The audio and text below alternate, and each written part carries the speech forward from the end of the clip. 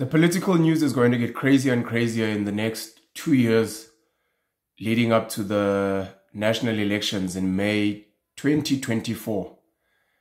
So you really need to be very careful of how you consume the media. You need to be very careful listening to politicians. You need to be very careful watching what politicians are doing.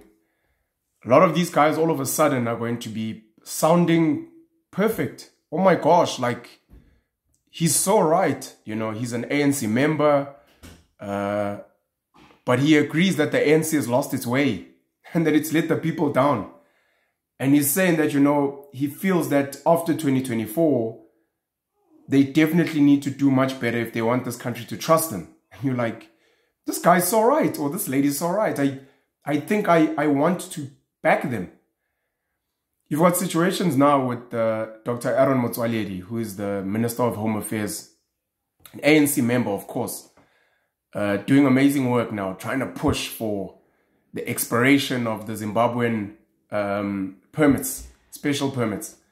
The same with Lesotho and other places. He's been vocal on how illegal immigrants must go. We're seeing, obviously, I don't know, unfortunately, if she's an ANC member or not, but Dr. Poppy Ramathuba, the MEC of Health in Limpopo, also raising now that, you know, illegal immigrants are putting a burden on South Africa's healthcare system. And it's opened a lot of conversations on various platforms. And it seems like government actually cares. Cyril Ramaphosa himself yesterday, I believe in Parliament, was speaking about how he doesn't believe Dr. Ramathuba's words were xenophobic. And it does say, you know, we actually have an immigration crisis in this country. Oh, saying the right things. With the arrest of Brian Molefe and Anoj Singh and others from Transnet linked to corruption in the Transnet locomotives deal. Some people are saying, you know, it may take time, but clearly our legal system does work. We need to have faith in Cyril and, you know, he will crack the whip and clean out the closet. Be careful, is all I'm asking of you. One of my favorite books is 1984 by George Orwell, which speaks about the power of propaganda, the power of the elite to create enemies or heroes of people in the past based on whatever their current agenda is. I think one of the quotes from the book is, he who controls the present can control the past. Who controls the present can control the future. What that essentially means is, if you're in control of the present, you can choose how to make people see the past. You can decide to, using various storytelling methods, paint Nelson Mandela as a selfish terrorist who abandoned his family, you know, who was willing to kill people, innocent lives, in the pursuit of wanting to be this great leader. Didn't even really get his law degree, and actually used to beat his first wife. And even when he came out after Winnie Madikizela had held the fort, raised his children, he went and he abandoned her for some woman who was married to another president, Graça Machel from Samora Machel, who refused to even change her surname to Graça Mandela. This was a selfish man. He was a terrorist. Even the Americans had him on a list. But because of the kindness of the apartheid government, of course, you know, instead of killing him, they were like, you know, we're going to show him mercy. We're going to show him that, unlike him, we're not just thoughtless killers. And today he's a hero. Anyways, just be careful. Propaganda is real. I'm a fan of the work that Gayton McKenzie is doing. I'm a fan of some of the work that Duduzane Zuma is doing. I'm a fan of Ian Cameron. I'm a fan of Nhlanhla Lux. I'm a fan of anyone. Maybe even Aaron Motsoaledi, even if it may be short-lived. I'm a fan of anyone who's willing to roll their sleeves up and work. Put in hard work. Doesn't matter what work you're doing. You could work at KFC. Could work as a school teacher. You can drive school transport. Malume, Ankeli. You can clean toilets. You can be sweeping streets, cleaning parks in this country. As long as you wake up every day and you do hard work and you're adding value to making this nation work, I love you and I believe in you so much, and I'll defend you at any given time. Until obviously you stop working, or until we start seeing that the work you're doing is actually for malicious reasons. Gayton McKenzie is not the Patriotic Alliance. As much as we'd like to believe he's the Patriotic Alliance, is not. The Patriotic Alliance is a political party. Gayton McKenzie is an individual. He is an individual that is doing amazing work. Is the Patriotic Alliance doing amazing work? I don't know. Who else besides Gayton McKenzie is doing amazing work? I do not know. Who is in Action SA? Speak about Herman Mashaba, and a big part of his credentials lie in the work he was doing as mayor of Johannesburg under the Democratic Alliance. Under the Democratic Alliance. This was Herman Mashaba, the individual. Great man, great leader, great thoughts, great ideas, great work when he had the chance. What work are they doing now? I don't know. I don't know. What problems are Action SA solving? In your areas where there are Action SA members, what are they doing for you? Or are they going to keep pointing fingers at Herman Mashaba? No. They need to do the work. Same with the EFF. You might like Julius Malema and the words he says and how emotive his speeches are. Commander-in-Chief Julius Malema cracks a joke while cracking the whip. What work is the EFF doing on the ground? In the townships where there are EFF leaders, community leaders, are they solving problems? Are they closing potholes? Are they ensuring that the libraries are up to scratch? They have free Wi-Fi so kids can get decentralized education. Are they ensuring that people are getting their grants? Are they building community gardens? Are they cleaning up dirty areas? Or is it just about Julius Malema and making noise on the media? Making white people uncomfortable, shaking in their boots. Be very careful. Be very careful. A politician is in the business of maximizing votes. A politician is not in the business of solving problems. Hear me again. A politician is in the business of maximizing votes. They are not in the business of solving problems. That's why they outsource the solutions.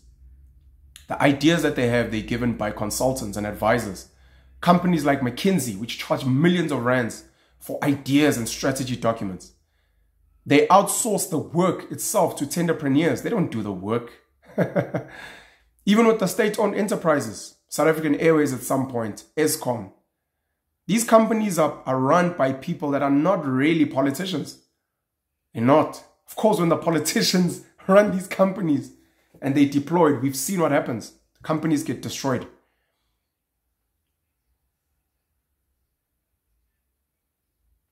We need people that are going to work hard. And you need to go through the noise and the propaganda and listen. Gayton McKenzie yesterday was dragged for saying if an illegal immigrant Zimbabwean was on oxygen and was about to die, and there was a South African who needed oxygen or else they were going to die, he would take the oxygen off the Zimbabwean and give it to the South African. Journalists were like, oh my gosh, so you're saying you'd let a Zimbabwean die? You can't say that. You don't really mean that. Gayton McKenzie said, are you guys saying that you would let a South African die in South Africa? He's like, even if it happened in Zimbabwe and they had oxygen for one person, you would rather they save the Zimbabwean than an illegal South African. That doesn't make sense. Journalists don't really know what they're saying and where they stand. I'm not supporting Gayton, but he is speaking logic. He's speaking logic. We live in South Africa, a nation, a sovereign state apparently, which has a budget, a health budget for South Africans. And if you're telling me that there's one oxygen canister left, you want to save an illegal person who is here illegally, then saving a citizen. Come on. It's a no-brainer. You can't say, unfortunately, we need to leave the Zimbabwean on. We feel sorry for the South African. May they rest in peace. You will fucking see murder, boy, in this country. Yeah. So I think we need to have some of these conversations. Anyways, I'm going into my 9th year, September, trying to create consistent content. I'm big on education, come from a teaching, coaching family, so I think it's in the blood and I think it's just within me to gather knowledge, information, and then try and spread it to as many people as possible. Part of what I'm doing with that knowledge and information is I don't just spread it as I receive it. I try to analyze it and try to make it make sense so that it is practical to the recipients. So if I hear something in the news, I'm not just going to report it as verbatim. For me, that's reckless. Because I think I have a brain, an analytical mind, I take it and I analyze and I say, this sounds like rubbish to me. You can disagree, of course. That means you probably have an analytical mind and you just have a different conclusion. But it's been going into 9 months and it's been a great ride. From getting called up by DJ Sbu onto the Hustler's Corner, creating the virtual Mkuku, which a lot of you guys have supported, from about 40,000 subscribers when I joined to close to 120,000 subscribers today, to being invited to Podcast and Chill with MacG and Soul, with an episode that is currently sitting on, I think, over 430,000 views. The guys have got an amazing reach. To amazing interviews I've done. Kulufelo Maponya on my own, on my channel, Penuel the Black Pen. Kulufelo Maponya, Rob Harrisoff, Gayton McKenzie. I'm hoping to do more ad hoc interviews on my channel, Penuel the Black Pen. I think at the beginning of the year, I may have been over 6,000 subscribers. I'm now sitting on over 30,000 subscribers. These are achievements, you know. I'm not chasing subscribers. I'm not chasing views. If I was, trust me. You trust me, my content would be different. I'd be telling you guys what you want to hear. I'd be going for the most reactive story. Celebrity gossip. People love celebrity gossip. Scandals. Scoops. Even if they're unfounded. I'd be going hard on politicians and some of the scandals and the corruption. But that's not what I'm chasing. I'm chasing education. So even in some of the trending stories I cover, my whole point is to educate and inform and get your mind to think differently and to process the world differently so that we can live in a better world. That's actually what I'm trying to do.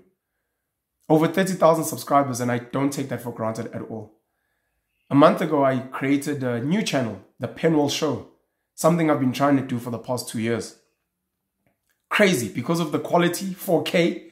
4K is like the HD quality of the visuals. Because of the setting, because I'm more of myself there.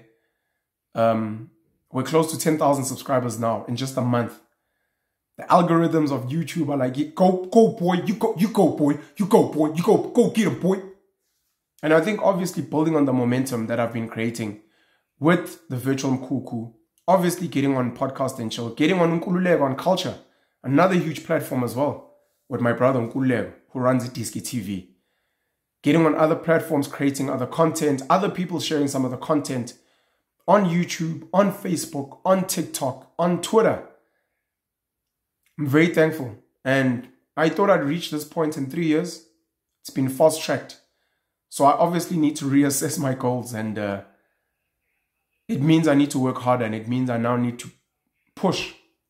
I've got so many interviews and conversations I need to have that are meant to entertain, educate, stimulate you so that you can be a better person, a better leader for yourself, for your family, for your community, for the nation, for the world. I need more and more people to stop living on hope and dreams and to live on work. What did I do today? I want a good body.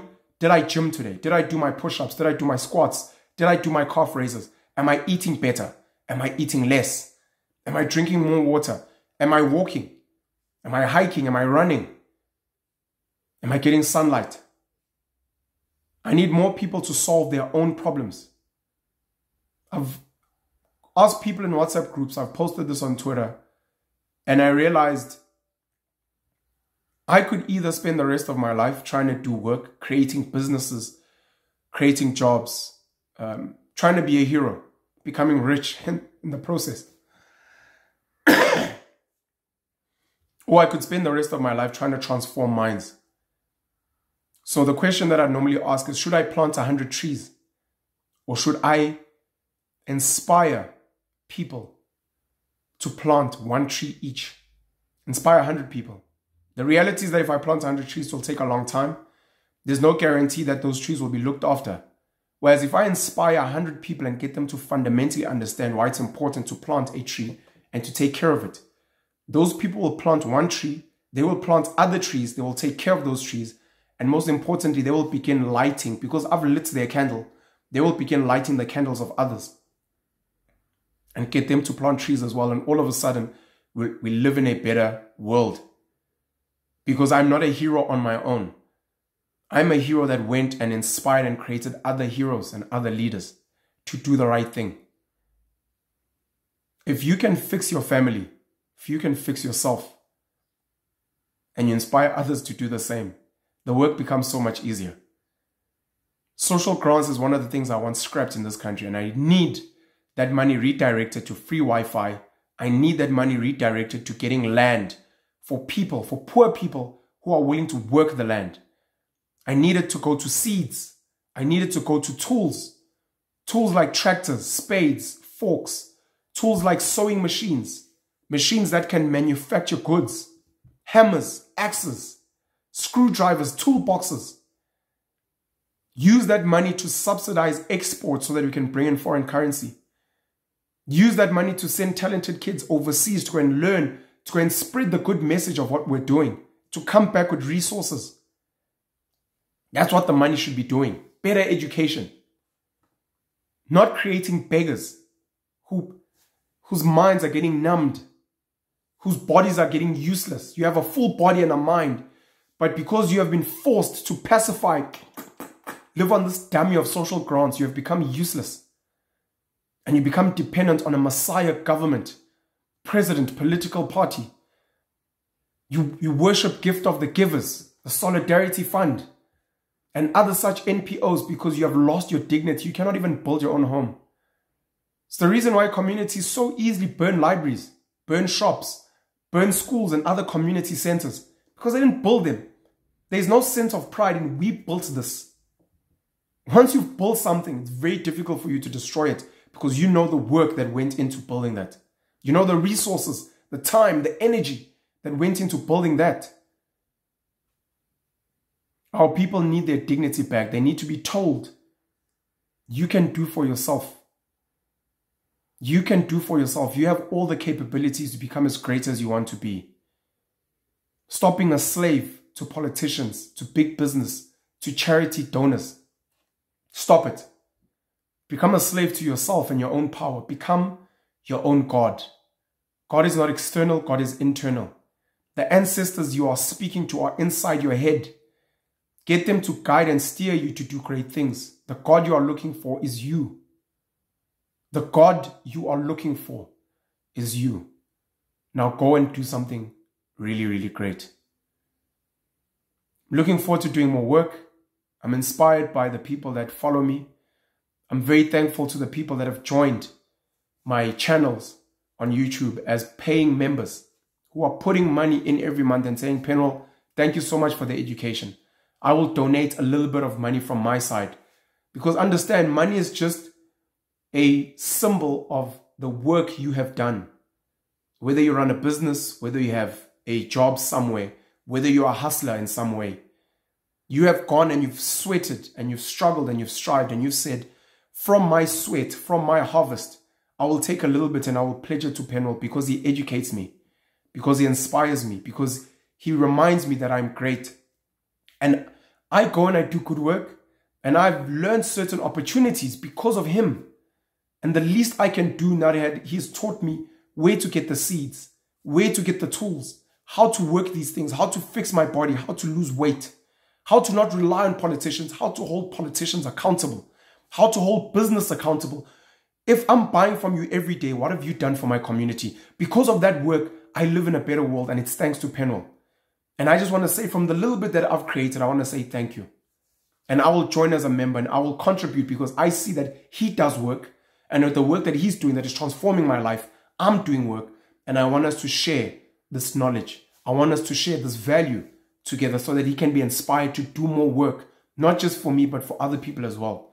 And we can create a world of Penwellists that are critical thinkers, that are leaders, that are intentional parents, that are minimalists, that are non-racialist, non-sexist, that want to create a better world. I love you guys. This is my book, by the way. Penwellism Principles. It's my life guide on how to live a better life according to Penwell. Have a great day. Stay inspired. I'll catch up with you guys soon and don't forget to work hard. Cheers.